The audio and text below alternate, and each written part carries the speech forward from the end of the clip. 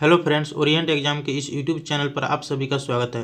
दोस्तों, आज के इस वीडियो में मैं आप लोगों को मैट्रिक का साइंस का मॉडल सेट का ऑब्जेक्टिव का आंसर बतलाने जा रहा हूं। तो यदि आप मेरे इस चैनल पर नए हैं तो चैनल को सब्सक्राइब करें एवं इस वीडियो को ज़्यादा से ज़्यादा शेयर करें, ताकि जो बच्चे 2021 में मैट्रिक बोर्ड का एग्ज़ाम देने वाले हैं उन लोगों को फ़ायदा मिल सके और वो लोग एग्ज़ाम में अच्छा से अटेम्प्ट अपना दे पाए। तो चलिए दोस्तों, आप लोगों का ज़्यादा समय न लेते हुए हम इस वीडियो सीरीज़ को स्टार्ट करते हैं। दोस्तों, ये जो सीरीज का वीडियो है इसमें टोटल 80 ऑब्जेक्टिव क्वेश्चन का बतलाया गया है। देखिए, यहाँ पे दिया हुआ है 5 नंबर में कि खंड अ में 80 वस्तुनिष्ठ प्रश्न है, इनमें से किन्हीं 40 प्रश्नों का उत्तर देना है। 80 आपको बोर्ड एग्जाम में भी 80 प्रश्न रहेंगे, उसमें से आपको 40 प्रश्नों का ही उत्तर देना होगा। प्रत्येक प्रश्न 1 अंक के निर्धारित है। यदि कोई परीक्षार्थी 40 से अधिक प्रश्नों का उत्तर देता है तो प्रथम 40 प्रश्नों के उत्तर का ही मूल्यांकन होगा। यानी कि अगर कोई बच्चा 40 से अधिक क्वेश्चन भी बना देता है, जैसा कि बनाना नहीं है लेकिन वो गलती से अगर बना देता है, तो उसको बोर्ड के द्वारा क्या किया जाएगा, शुरू से जो 40 क्वेश्चन तक वो बनाया रहेगा उसी को सही किया जाएगा और उसी में उसके जितने नंबर बनेंगे उसको मिलेगा।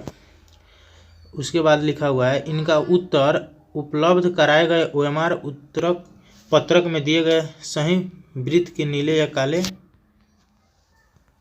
बॉल पेन से भरे होंगे।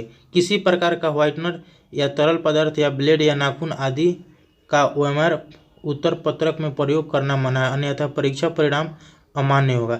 जैसे कि बतलाया गया है यहाँ पर कि जो OMR सीट का जो सर्किल आकार का रहेगा उसी में केवल भरना है, उससे बाहर नहीं भरना है। अगर बाहर भर देते हैं या गलती से आंसर ए रहेगा और बी भरा गया तो आप उसको स्केच नहीं करेंगे, नाखून से नहीं करना है ना ब्लेड से करना है। जैसा हो गया वैसे ही रहने देना है और आगे जो प्रश्न आ रहे हैं उसको अच्छे से फिल करना होगा। यही इसमें सब बतलाया गया है। आइए हम अब इस वीडियो सीरीज को स्टार्ट करते हैं। और अब पहला इसमें प्रश्न है, किस दर्पण की फोकस दूरी ऋणात्मक होती है? तो अवतल दर्पण की जो फोकस दूरी होती है वो ऋणात्मक होती है। यानी 1 नंबर क्वेश्चन का option number B answer correct हो जाएगा। दूसरा नंबर क्वेश्चन कह रहा है, दर्पण की फोकस दूरी और वक्रता त्रिज्या में क्या संबंध होता है? तो फोकस दूरी और वक्रता त्रिज्या में संबंध होता है F बराबर क्या होता है, R/2 होता है, जो कि ऑप्शन नंबर बी में दिया हुआ है। तो 2 नंबर क्वेश्चन का ऑप्शन नंबर बी करेक्ट हो जाएगा। आइए अब हम तीसरे नंबर क्वेश्चन पे चलते हैं। तीसरा नंबर क्वेश्चन में कह रहा है, सामान्य दूरी के लिए स्पष्ट दृष्टि की न्यूनतम दूरी होती है। तो आप लोग भी जानते होइएगा कि हाँ, सामान्य दृष्टि के लिए स्पष्ट दृष्टि की न्यूनतम दूरी 25 सेंटीमीटर होती है। यानी कि ऑप्शन नंबर बी इसका करेक्ट हो जाएगा। चौथा नंबर क्वेश्चन कह रहा है, श्वेत प्रकाश का कौन सा रंग किसी प्रिज्म से गुजरने के पश्चात सबसे कम झुकता है? तो सबसे कम झुकने के लिए जब कहेगा तो लाल कलर हो जाएगा। देखिए, जैसा कि मान लीजिए ये प्रिज्म हो गया और यहाँ से कलर आता है तो क्या होता है कि यहाँ पर ऐसे डिफ्लेक्ट कर जाता है। तो इसी में डिफ्लेक्ट होता है 7 कलर होता है। तो नीचे से क्या होता है, VGO रहता है, यानी सबसे पहले रेड होता है। तो सबसे पहले रेड होता है तो यही डिफ्लेक्शन हो जाता है। तो सबसे कम रेड कलर ही झुका रहता है, इसलिए हमारा इस क्वेश्चन का आंसर हो जाएगा लाल, यानी कि ऑप्शन नंबर सी। 5वां नंबर क्वेश्चन कह रहा है, मानव आंख की रेटिना द्वारा बनाई गई छवि होती है। तो इस क्वेश्चन का करेक्ट आंसर हो जाएगा बी, यानी कि वास्तविक और उल्टा होती है। 6 नंबर क्वेश्चन में कह रहा है, आकाश का रंग नीला प्रतीत होता है। यानी आकाश का रंग नीला क्यों प्रतीत होता है? तो प्रकाश के प्रकीर्णन के कारण आकाश का रंग नीला प्रतीत होता है। यानी कि 6 नंबर क्वेश्चन का ऑप्शन नंबर बी करेक्ट हो जाएगा। नेक्स्ट हमारा क्वेश्चन है 7 नंबर, किस दर्पण से वस्तु का प्रतिबिंब बड़ा बनता है? इसमें पूछ रहा है कि किस दर्पण से वस्तु का प्रतिबिंब बड़ा बनता है।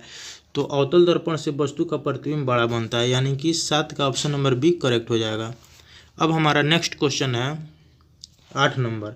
इसमें कह रहा है निम्नलिखित में कौन सा लेंस निकट दृष्टि दोष को ठीक करने के लिए उपयोग किया जाता है।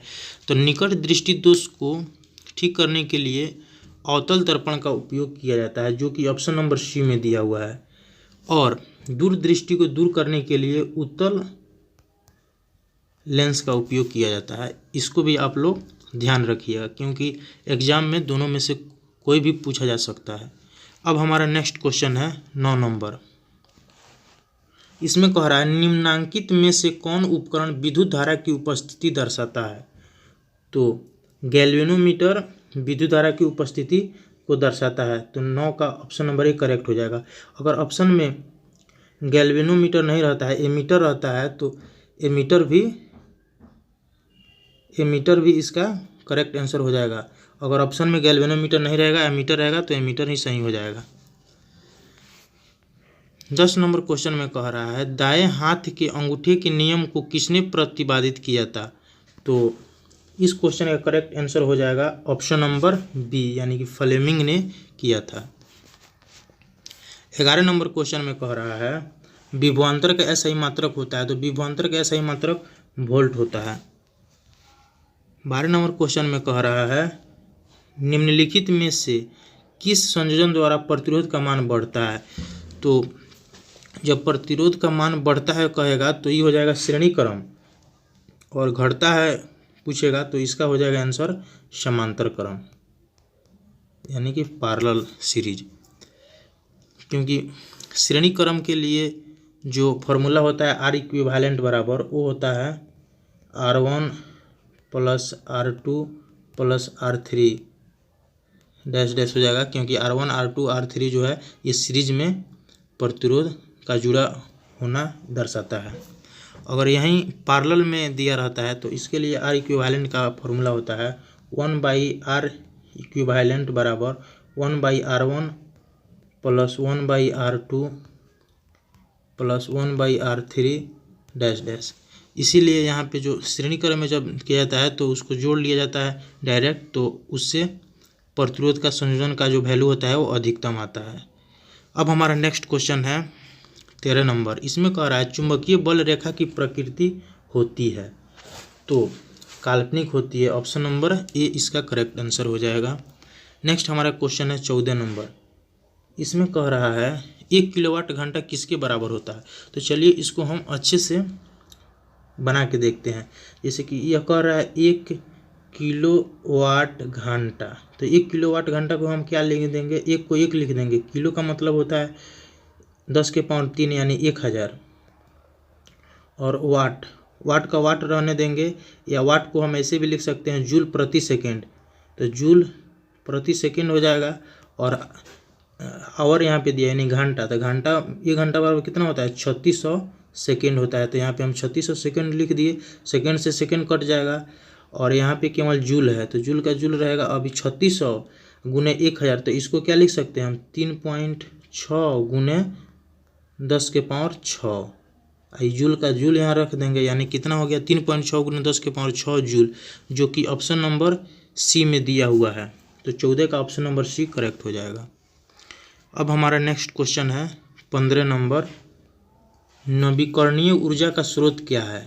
तो नवीकरणीय ऊर्जा का जो स्रोत होता है सौर ऊर्जा होता है, तो 15 का बी करेक्ट हो जाएगा।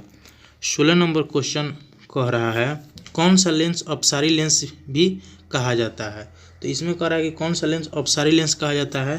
तो अवतल लेंस को अपसारी लेंस कहते हैं, और अभिसारी लेंस उत्तल को कहते हैं।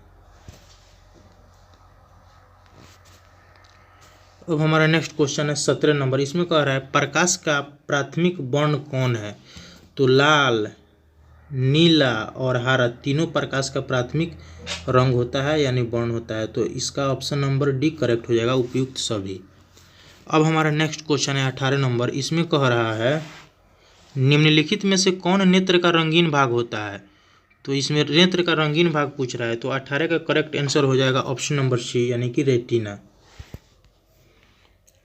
19 नंबर क्वेश्चन में कह रहा है 1 HP बराबर होता है। तो 1 हॉर्स पावर बराबर होता है 746 वाट। दोस्तों आप एचपी का फुल फॉर्म भी याद करके रखिएगा। एचपी का फुल फॉर्म होता है हॉर्स पावर। अब हमारा नेक्स्ट क्वेश्चन है 20 नंबर।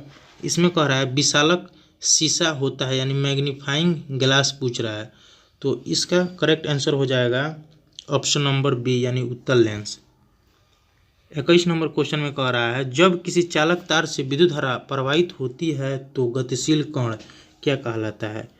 तो इलेक्ट्रॉन की वजह से ही किसी भी चालक तार में विद्युत धारा प्रवाहित होती है, तो इसका करेक्ट आंसर हो जाएगा option number D. 22 number question में कह रहा है एम्पियर घंटा मात्रक है। एम्पियर और घंटा किसका मात्रक है। तो जैसा कि आप लोग जानते होइएगा कि यहाँ पे करंट आई बराबर फॉर्मूला होता है Q/T, जहाँ पे Q होता है चार्ज और T होता है टाइम। Q को ही मतलब हम लोग चार्ज को हिंदी में आवेश बोलते हैं, तो ये मान लीजिए आवेश हो गया, तो हम तिरछा तिरछी गुना करेंगे तो Q बराबर क्या आ जाएगा I/T। आई का ऐसा यूनिट एम्पियर होता है और T का सेकेंड होता है, तो ये यही हो गया एम्पियर इंटू घंटा। तो ये टाइम का सेकेंड या आवर कुछ भी हो सकता है, तो मान लीजिए यहाँ पे आवर के रूप में दिया है तो आवर कर देंगे। तो एम्पियर इंटू आवर किसका हो जाएगा, Q यहाँ निकला है, यानी चार्ज का, यानी आवेश का। तो ऑप्शन नंबर बी 22 का करेक्ट आंसर हो जाएगा। अब हमारा नेक्स्ट क्वेश्चन है 23 नंबर। इसमें कह रहा है निम्नलिखित में कौन सा मात्रक वाट के बराबर है। तो वाट बराबर होता है जूल प्रति सेकेंड के बराबर होता है, जो कि ऑप्शन नंबर ए में दिया हुआ है। तो 23 का ऑप्शन नंबर ए करेक्ट हो जाएगा। अब हमारा नेक्स्ट क्वेश्चन है 24 नंबर। इसमें कह रहा है विद्युत धारा का मात्रक है। तो विद्युत धारा का मात्रक क्या होता है, एम्पियर होता है। तो 24 का ऑप्शन नंबर ए करेक्ट हो जाएगा। अब हमारा अगला क्वेश्चन है 25 नंबर।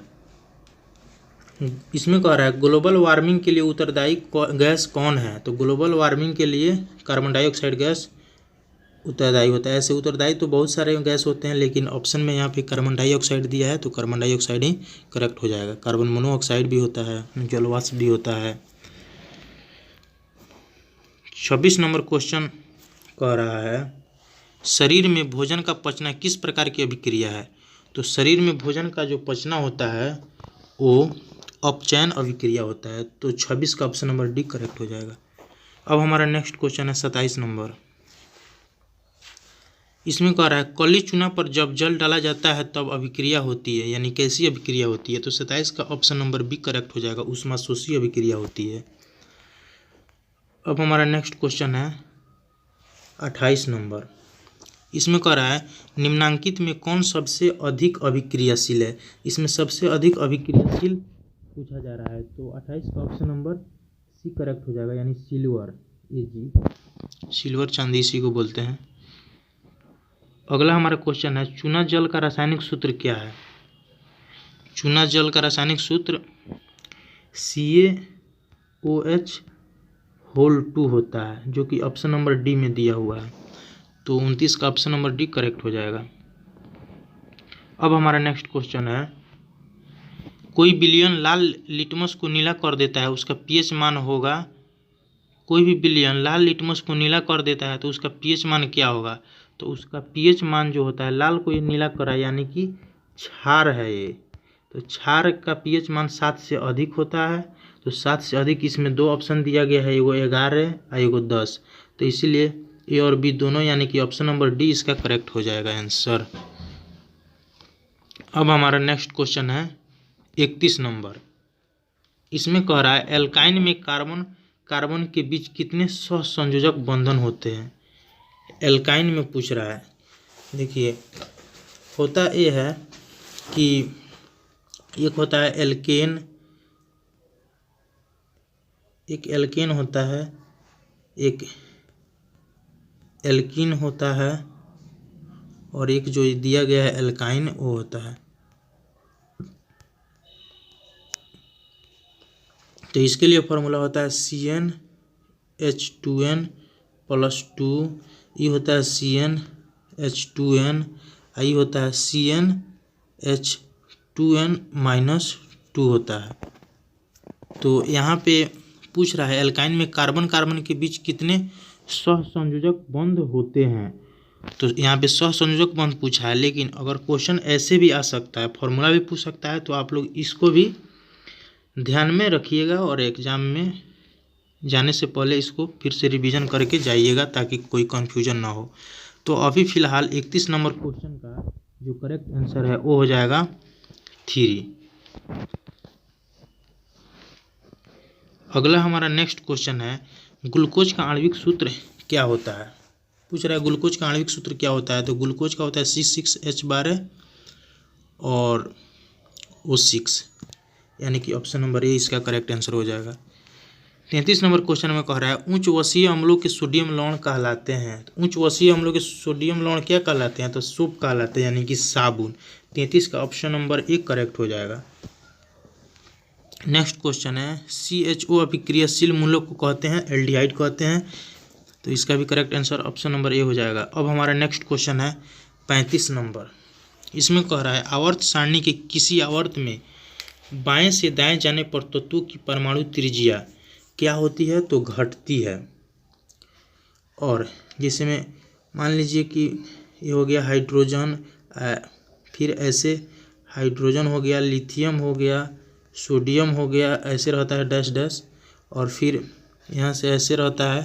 तो इधर से इधर जाने पर परमाणु त्रिज्या घटती है, लेकिन ऊपर से नीचे आने पर परमाणु त्रिज्या क्या होता है, बढ़ता है। तो यहाँ पे कह रहा है लेफ्ट से राइट जाने पर क्या होता है, तो घटती है, तो घटती है, इसीलिए ऑप्शन नंबर ए 35 का करेक्ट हो जाएगा। अब 36 नंबर क्वेश्चन कह रहा है निम्नांकित तत्वों को उनके अधातु गुण के अनुसार बढ़ते क्रम में सजाए। तो 36 का ऑप्शन नंबर बी करेक्ट हो जाएगा। सिलिकॉन क्या है। तो सिलिकॉन एक उपधातु है। 38 नंबर क्वेश्चन में कह रहा है निम्नांकित में कौन विद्युत धनात्मक तत्व है। तो 38 का करेक्ट आंसर हो जाएगा ऑप्शन नंबर सी, यानी कि सोडियम एक विद्युत धनात्मक तत्व है। देखिए दोस्तों, इसमें होता ही है कि अल्कली जो मेटल होता है, जिस अल्कली मेटल बोलते हैं हम लोग, फर्स्ट ग्रुप को अल्कली मेटल बोलते हैं, सेकेंड ग्रुप को बोलते हैं अल्कलाइन अर्थ मेटल। तो अल्कली मेटल और अल्कलाइन अर्थ मेटल ये दोनों जो ग्रुप होता है इसको बोला जाता है विद्युत धनात्मक तत्व। तो अल्कली मेटल का ही एक यहाँ पे दिया हुआ है एलिमेंट सोडियम, इसीलिए इस क्वेश्चन का करेक्ट आंसर सोडियम हो जाएगा। ऐसे ऑप्शन में पोटेशियम भी रहेगा, ऑप्शन चेंज करके भी दे सकता है, पोटेशियम रहेगा, लिथियम रहेगा। तो उस टाइम भी आप लोग अगर एक सोडियम नहीं रहेगा, लिथियम या पोटेशियम रहेगा, तो वहाँ पे लिथियम में पोटेशियम भी आंसर हो सकता है, इसीलिए इस बात को भी आप लोग ध्यान में रखिएगा। अब हमारा नेक्स्ट क्वेश्चन है 39 नंबर। इसमें कह रहा है टिहरी बांध का निर्माण किस प्रदेश में किया गया है। तो टिहरी बांध का जो निर्माण है उत्तराखंड में किया गया है। देखिए दोस्तों, ये जो बांध है ये भारत का सबसे ऊंचा बांध है। तो ऐसे भी क्वेश्चन आ सकता है कि भारत का सबसे ऊंचा बांध कौन सा है। तो टिहरी बांध भारत का सबसे ऊंचा बांध होता है। 40 नंबर क्वेश्चन में कह रहा है निम्नांकित में किस धातु को केरोसिन में डुबो कर रखते हैं। तो सोडियम धातु को केरोसिन में डुबो को रखते हैं। अब हमारा नेक्स्ट क्वेश्चन है 41 नंबर। 41 नंबर में कह रहा है अपमार्जक से बनाए जाते हैं। अपमार्जक से क्या बनाए जाते हैं। तो 41 का करेक्ट आंसर हो जाएगा ऑप्शन नंबर डी, यानी कि सर्फ एक्सल, शैम्पू और इजी सर्फ सभी बनाए जाते हैं। 42 नंबर क्वेश्चन में कह रहा है सौर सेल में किसका उपयोग होता है। तो सौर सेल में सिलिकॉन का उपयोग किया जाता है, यानी कि 42 का ऑप्शन नंबर बी करेक्ट हो जाएगा। अब हमारा नेक्स्ट क्वेश्चन है 43 नंबर। इसमें कह रहा है निम्नलिखित में से किसका उपयोग खाना बनाने वाले ईंधन में नहीं होता है। तो देखिए यहाँ पे एलपीजी का भी उपयोग किया जाता है, कोयला का भी उपयोग किया जाता है, बायोगैस का भी किया जाता है, लेकिन सीएनजी का नहीं किया जाता, इसलिए 43 का ऑप्शन नंबर 1 करेक्ट हो जाएगा। अब हमारा नेक्स्ट क्वेश्चन है 44 नंबर। इसमें पूछ रहा है 2Cu + O2 = 2CuO है, क्या है। तो ये कि ऑक्सीडेशन का रिएक्शन है, इसीलिए ऑप्शन नंबर ए इसका करेक्ट हो जाएगा, ऑक्सीकरण। अब हमारा नेक्स्ट क्वेश्चन है 45 नंबर। इसमें कह रहा है निम्नलिखित में कौन सा समीकरण संतुलित नहीं है, ये देखना है। तो यहाँ पे देखिए आप लोग, जो यहाँ पे PbNO3 होल 2 जो दिया हुआ है, तो यहाँ पे ऑक्सीजन का 3 दूना 6 मोलिक्यूल ऑक्सीजन का हो जाएगा। लेकिन यहाँ पे आप जोड़ के देखिए इधर राइट साइड में, इसमें 2 2 4 और 1 5 ही ऑक्सीजन का एलिमेंट हो रहा है या मोलिक्यूल हो रहा है। तो इसलिए हम कह देंगे कि ऑप्शन नंबर बी में जो दिया गया है ये संतुलित नहीं है। तो 45 का ऑप्शन नंबर बी करेक्ट हो जाएगा। अब हमारा नेक्स्ट क्वेश्चन है 46 नंबर। इसमें कह रहा है उदासीन विलयन का पीएच मान होता है। तो उदासीन विलयन का जो पीएच मान होता है वो होता है 7। इसीलिए 46 का ऑप्शन नंबर ए करेक्ट हो जाएगा। देखिए दोस्तों, यहाँ पे होता क्या है, ये होता है यहाँ पे 7, यहाँ होता है 0 और यहाँ से यहाँ तक होता है 14। तो 7 को हम क्या बोलते हैं, उदासीन बोलते हैं। और इधर वाले 0 से 7 के बीच वाले को क्या बोलते हैं, अम्लीय बोलते हैं। और 7 से 14 तक को क्या बोलते हैं, क्षारीय बोलते हैं। तो अगर पीएच रेंज से भी क्वेश्चन एक्स्ट्रा अगर बनेंगे तो भी आप लोग इससे ध्यान में रख के उस क्वेश्चन को भी सॉल्व कर पाइएगा। अब हमारा नेक्स्ट क्वेश्चन है 47 नंबर यानी कि 47 नंबर। इसमें कह रहा है निम्नलिखित में कौन दुर्बल अम्ल है। तो दुर्बल अम्ल कह रहा है यानी सबसे कमज़ोर अम्ल कौन है। तो CH3COOH, इसी को हम लोग बोलते हैं मेथनोइक अम्ल या फॉर्मिक अम्ल। यही जो होता है चींटी के डंक में यही अम्ल पाया जाता है, इसी को हम लोग दुर्बल अम्ल बोलते हैं। इसीलिए 47 का ऑप्शन नंबर सी करेक्ट हो जाएगा। और ये जो होता है HCl, H2SO4, HNO3 ये सब प्रबल अम्ल होता है। अब हमारा नेक्स्ट क्वेश्चन है 48 नंबर। इसमें कह रहा है क्रायोलाइट अयस्क है। तो क्रायोलाइट जो होता है एल्यूमिनियम का अयस्क होता है, इसीलिए 48 का ऑप्शन नंबर डी करेक्ट हो जाएगा। अब हमारा नेक्स्ट क्वेश्चन है 49 नंबर। इसमें कह रहा है पोटेशियम की परमाणु संख्या है। तो पोटेशियम का जो परमाणु संख्या होता है वो होता है 19, इसीलिए 49 का ऑप्शन नंबर सी करेक्ट हो जाएगा। अब हमारा नेक्स्ट क्वेश्चन है 50 नंबर। इसमें कह रहा है फॉर्मिक अम्ल का IUPAC नाम है। तो फॉर्मिक अम्ल को ही हम पिछले क्वेश्चन में बतलाए थे, इसी को ही हम लोग मेथनोइक अम्ल बोलते हैं। और मेथनोइक अम्ल जो होता है चींटी के डंक में पाया जाता है। तो 50 का ऑप्शन नंबर एक करेक्ट हो जाएगा। अब हमारा नेक्स्ट क्वेश्चन है 51 नंबर। इसमें कह रहा है इथाइल अल्कोहल का अणु सूत्र होता है। तो इथाइल अल्कोहल का अणु सूत्र होता है C2H5OH, जो कि ऑप्शन नंबर सी में दिया हुआ है। तो 51 का ऑप्शन नंबर सी करेक्ट हो जाएगा। अब हमारा नेक्स्ट क्वेश्चन है 50 नंबर। इसमें कह रहा है एल्काइन कौन है, यानी जैसे हम पिछले क्वेश्चन में बताए थे एल्केन, एल्कीन, एल्काइन का फॉर्मूला भी डायरेक्ट पूछा जा सकता है। तो देखिए यहाँ पे पूछ दिया है एल्काइन कौन है। तो एल्काइन के लिए फॉर्मूला होता है CnH2n-2। तो आप लोग इस फॉर्मूला पे बैठा के देख लीजिए कि कौन सा बन रहा है। तो देखिए यहाँ पे C का 2 मोलिक्यूल है, तो पहले C = 2 हम पुट करेंगे, फिर H 2 गुने 2 और फिर -2 करेंगे। तो 2 दूना 4, 4 में से 2 गया 2, यानी C भी 2 और H भी 2। तो C2H2 किस में है, तो ऑप्शन नंबर ए में ही है। तो इसीलिए 52 का ऑप्शन नंबर ए करेक्ट हो जाएगा। अब हमारा नेक्स्ट क्वेश्चन है 53 नंबर। इसमें कह रहा है चीनी का रासायनिक सूत्र है। तो चीनी का जो रासायनिक सूत्र होता है C12H22O11 होता है, यानी कि option number B 53 number question का आंसर हो जाएगा। 54 नंबर क्वेश्चन में कह रहा है एसिटिलीन में कार्बन कार्बन के बीच सहसंयोजक बंध की संख्या है। तो देखिए दोस्तों, एसिटिलीन का जो फॉर्मूला होता है, केमिकल फॉर्मूला C2H2 होता है। तो C2H2 को जब हम लोग बनाएंगे तो ऐसे इसका स्ट्रक्चर होता है C∭C, और एक इधर H हो जाएगा, एक इधर H हो जाएगा। तो क्वेश्चन में क्या पूछ रहा है कि एसिटिलीन में कार्बन कार्बन के बीच कितने सहसंयोजक बंध होते हैं। तो कार्बन कार्बन के बीच केवल पूछा है, इसीलिए इसका आंसर मैंने 3 हो जाएगा, क्योंकि कार्बन कार्बन के बीच में तो 3 ही ना बन रहे हैं। तो इसीलिए 54 का ऑप्शन नंबर डी करेक्ट हो जाएगा आंसर। अब हमारा नेक्स्ट क्वेश्चन है 55 नंबर। इसमें कह रहा है श्वसन के अध्ययन के लिए उपयोग किए जाने वाले बीज है। श्वसन के अध्ययन के लिए माने किस प्रकार के बीज का उपयोग किया जाता है, तो अंकुरित बीज का उपयोग किया जाता है, यानी कि ऑप्शन नंबर 20 का करेक्ट हो जाएगा।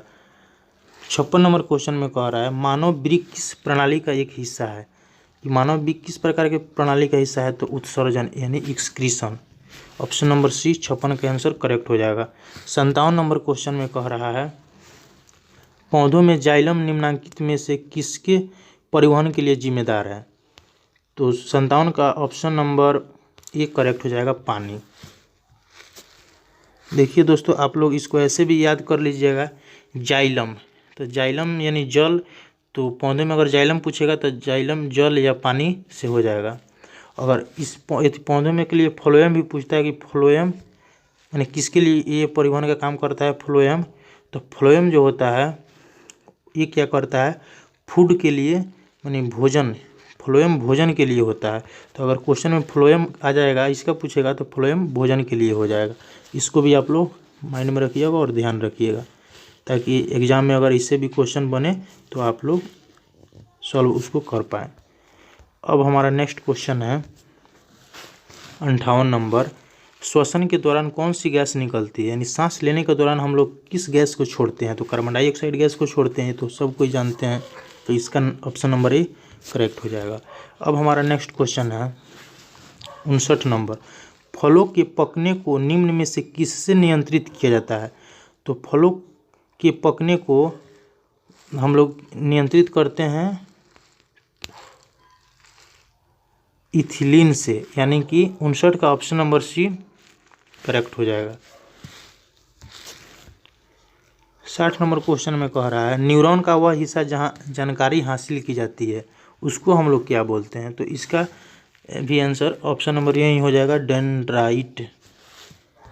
अब हमारा नेक्स्ट क्वेश्चन है 61 नंबर, इसमें कह रहा है निम्नलिखित में से कौन आपातकाल का हार्मोन है, तो 61 का ऑप्शन नंबर ए करेक्ट हो जाएगा, एड्रीनेलिन।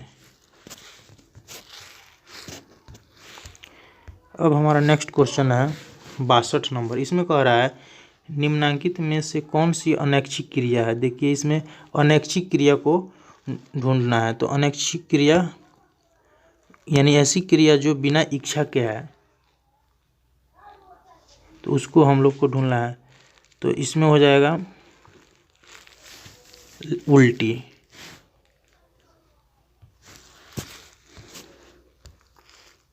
63 नंबर क्वेश्चन में कह रहा है मानव में गर्भ की अवधि कितनी होती है, तो इसे भी हम लोग जानते हैं कि 9 माह होता है, तो 9 माह को अगर हम लोग 30 से मल्टीप्लाई करते हैं 9 त्रिक 27 यानी 270 दिन हो जाएगा, जो कि ऑप्शन नंबर ए में दिया हुआ है, यानी 63 का ऑप्शन नंबर ए करेक्ट हो जाएगा। अब हमारा नेक्स्ट क्वेश्चन है 64 नंबर, इसमें कह रहा है कि गंगा एक्शन प्लान कब शुरू हुआ था, तो गंगा एक्शन प्लान 1985 में शुरू हुआ था। अब हमारा नेक्स्ट क्वेश्चन है 65 नंबर, इसमें कह रहा है मुकुलन द्वारा अलैंगिक जनन निम्नलिखित किस में होता है, तो 65 का करेक्ट आंसर हो जाएगा ईस्ट, यानी ईस्ट में होता है, option number A. 66 number question में कह रहा है निम्न में से कौन सी बीमारी श्वसन तंत्र से संबंधित है, तो श्वसन तंत्र से टीबी भी है और निमोनिया भी है, इसीलिए इसका ऑप्शन नंबर डी करेक्ट हो जाएगा। 67 नंबर क्वेश्चन में कह रहा है मनुष्य और अन्य मांसाहारी जीव निम्नलिखित में किसका पाचन नहीं कर पाते, तो इनमें से सभी का पाचन नहीं कर पाते, इसका ऑप्शन नंबर डी करेक्ट हो जाएगा। अब हमारा नेक्स्ट क्वेश्चन है 68 नंबर, इसमें कह रहा है ब्रेन हेमरेज का मुख्य कारण क्या है, यानी ब्रेन हेमरेज का मुख्य कारण क्या होता है, तो हृदय घात होता है, यानी कि 68 का ऑप्शन नंबर बी करेक्ट हो जाएगा। 69 नंबर क्वेश्चन में कह रहा है निम्न में से परजीवी पादप का उदाहरण क्या है, तो इसका ऑप्शन नंबर बी करेक्ट हो जाएगा, कष्टकुटा है। अब हमारा नेक्स्ट क्वेश्चन है हृदय से रक्त को संपूर्ण शरीर में पंप किया जाता है, तो किसके द्वारा पंप किया जाता है, तो फेफड़े द्वारा भी किया जाता है, निलय द्वारा, और तीनों होते हैं, यानी इनमें सभी हो जाएगा। अब हमारा 71 नंबर क्वेश्चन कह रहा है हाइड्रा में अलैंगिक जनन की विधि है, तो हाइड्रा में लैंगिक जनन की विधि जो होता है मुकुलन द्वारा होता है, इसीलिए 71 का ऑप्शन नंबर 1 करेक्ट हो जाएगा। 72 नंबर क्वेश्चन में कह रहा है जनन संचारित रोग है, तो 72 का ऑप्शन नंबर डी करेक्ट होगा। इनमें से सभी, सिफिलिस भी है, एड्स भी है और गोनोरिया भी है। 73 नंबर क्वेश्चन कह रहा है पुष्प का सबसे बाहरी भाग क्या कहलाता है, तो पुष्प का बाहरी भाग बाह्य दलपुंज कहलाता है, यानी कि 73 का ऑप्शन नंबर ए करेक्ट हो जाएगा। अब हमारा नेक्स्ट क्वेश्चन है 74 नंबर। इसमें कह रहा है ब्लड समूह ए में कौन सा एंटीबॉडी होता है, तो ब्लड समूह ए में एंटीजन होता है ए और एंटीबॉडी होता है बी। तो एंटीबॉडी पूछा है तो एंटीबॉडी बी हो जाएगा, यानी कि 74 का ऑप्शन नंबर सी करेक्ट हो जाएगा। अब हमारा नेक्स्ट क्वेश्चन है 75 नंबर। इसमें कह रहा है रक्त में ग्लूकोज की मात्रा निम्नलिखित में से कौन नहीं नियंत्रित करता है, तो इंसुलिन, यानी कि 75 का ऑप्शन नंबर 1 करेक्ट हो जाएगा। अब हमारा नेक्स्ट क्वेश्चन है पादप वृद्धि हार्मोन है, तो पादप वृद्धि हार्मोन जो होता है वो होता है जिबरेलिन, यानी कि इसका ऑप्शन नंबर ए करेक्ट हो जाएगा। 77 नंबर क्वेश्चन में कह रहा है हार्मोन स्रावित होता है, यानी हार्मोन किससे स्रावित होता है, तो हार्मोन अंतःस्रावी ग्रंथि से स्रावित होता है, इसलिए 77 का ऑप्शन नंबर ए करेक्ट हो जाएगा। अब हमारा नेक्स्ट क्वेश्चन है 78 नंबर। मनुष्य के मुंह गुहा में कितने जोड़े लार ग्रंथियाँ पाई जाती है, तो मनुष्य के मुंह गुहा में 3 जोड़ी लार ग्रंथियाँ पाई जाती है, यानी कि 78 नंबर क्वेश्चन का ऑप्शन नंबर सी करेक्ट हो जाएगा। 79 नंबर क्वेश्चन में कह रहा है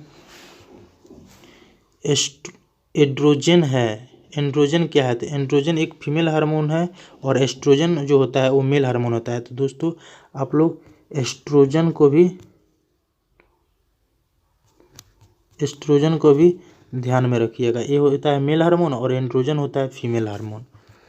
अब हमारा नेक्स्ट क्वेश्चन है